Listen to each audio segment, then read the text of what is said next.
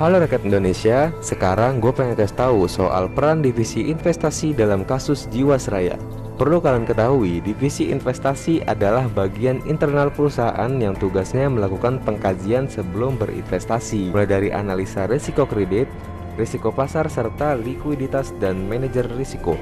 Divisi investasi harus melakukan analisa fundamental terhadap setiap perusahaan emiten di setiap pembelian saham.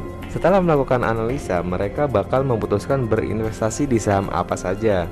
Nah, konon katanya nih, berdasarkan rapat komite investasi, diputuskanlah untuk berinvestasi di saham-saham second lender, bukan saham LQ45. Mungkin kalian bingung, investasi kok di saham yang punya risiko tinggi?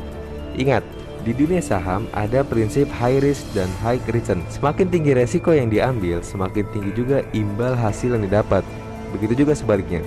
Kemudian muncul pertanyaan, apakah investasi saham second lender itu dilarang? Jawabannya adalah tidak.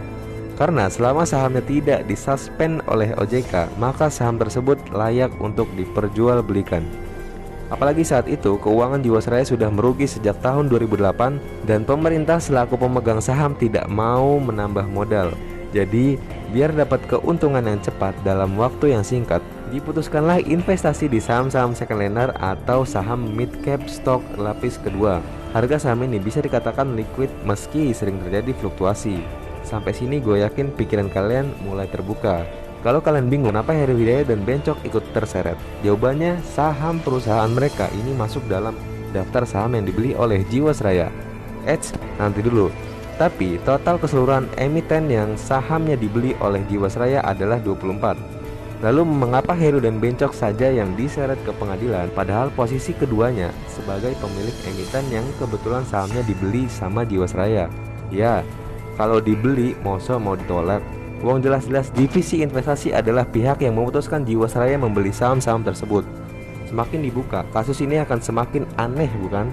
Ya, kita sih berharap kebenaran bisa segera terungkap. Kita pantau terus aja kasus ini jangan sampai kendor, walaupun kasusnya sendiri sudah berkekuatan hukum tetap. Semoga masih ada kesempatan untuk kembali menegakkan hukum di negeri ini.